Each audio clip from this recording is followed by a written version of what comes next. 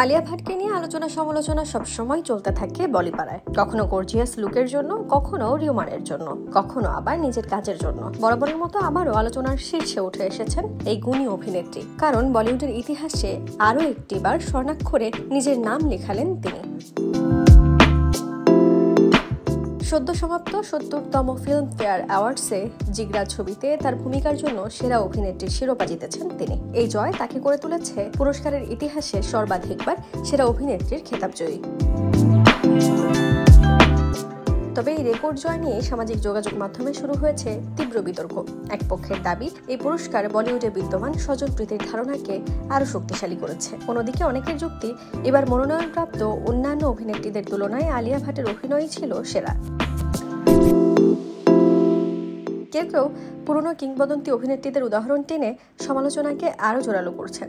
তবে এই সমালোচনার মুখে আলিয়া ভাট এখনও কোনো মন্তব্য করেননি। যে ছবিটি এই বিতর্কের কেন্দ্রে, সেই ছবি জিগরার গল্প, ভাইয়ের জন্য বোনের অসীম ভালোবাসা। ভাসান বালার পরিচালিত এই সিনেমায় আলিয়া ভাটের ছোট ভাইয়ের চরিত্রে অভিনয় করেছেন বেদাঙ্ক রায়না। কারণ জোহারের ধার্মা প্রোডাকশন এবং আলিয়া ভাটের নিজস্ব প্রযোজনা সংস্থার ব্যানারে তৈরি এই সিনেমার গল্পে ছোটবেলায় বাবা মাকে হারান দুই ভাই বোন।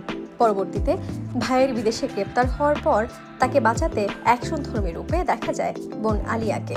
বুলেট ছোড়া থেকে শুরু করে মারামারি এবং গাড়ি নিয়ে স্ট্যান্ড, নানা অ্যাকশন দৃশ্যে আলিয়াকে দেখা গেছে এই ছবিতে। যদিও মুক্তির পর বক্স অফিসে প্রত্যাশিত সাড়া ফেলতে পারেনি এই সিনেমা জিগরা। সমালোচকদের কাছেও এর প্রতিক্রিয়া ছিল মিশ্র। Desk report, campus Times.